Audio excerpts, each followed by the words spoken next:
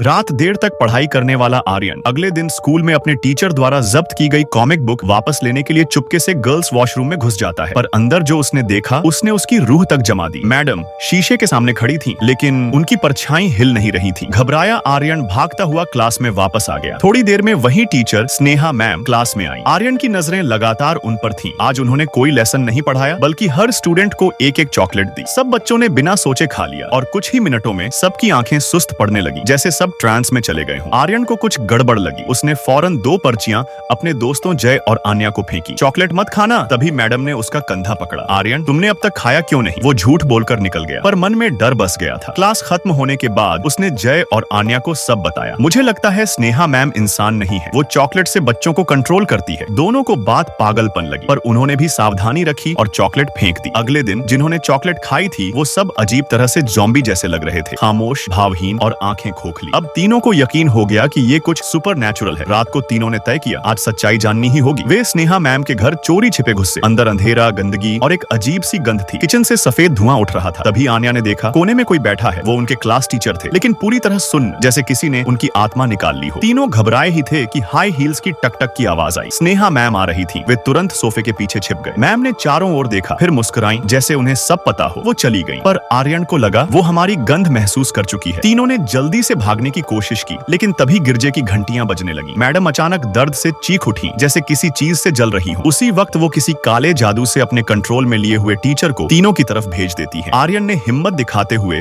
अपने टीचर का नाम पुकारा और एक पल के लिए टीचर होश में आ गए। तीनों को मौका मिला और वे भाग निकले। अगले दिन पूरा स्कूल अजीब था। हर स्टूडेंट, हर पेरेंट किसी अदृश्य ताकत के वश में था। तीनों ने लाइब्रेरी में जाकर पुराने रिकॉर्ड खंगाले और पाया कि 50 साल पहले भी इसी स्कूल से बच्चे गायब हुए थे। जय को याद आया कि उसके दादाजी भी यहीं पढ़ते थे। वो ही उस हादसे के अकेले बचे थे, क्योंकि उन्हें डायबिटीज थी और उन्होंने कभी मीठा नहीं खाया। दादाजी ने बताया उस चीज को सिर्फ तेज कर्कश आवाज से रोका जा सकता है। आर्यन की माँ को जब उसने ये बताया तो उन्होंने हंस दिया। तू बहाने बना रहा है स्कूल न जाने के। वो खुद स्नेहा मैम से मिलने स्कूल चली गई। उधर स्कूल में पेरेंट्स डे चल रहा था। सारे पेरेंट्स जैसे ट्रांस में कुर्सियों पर बैठे थे और मैडम मंच पर। आसमान में चमक रहा था स्नो मून। वो रात जब वो राक्षसी रूप सबसे ताकतवर होती थी। मैडम ने बच्चों को बुलाया। सबके मुंह से सफेद धुआं निकलने लगा। उसी वक्त जय और आन्या कंट्रोल रूम में घुस गए और स्पीकर ऑन कर दिए। तेज बेसुरा कर्कश म्यूजिक गूंज उठा। मैडम चिल्लाई, दर्द से तड़पने लगी और भाग गईं। सभी बच्चे और पेरेंट्स होश में आ गए, पर तभी म्यूजिक बंद हो गया। एक पल में आसमान से वो फिर उतरी, असली रूप में, एक भयानक विकृत चेहरा, लंबी जीभ और तेज नाखूनों के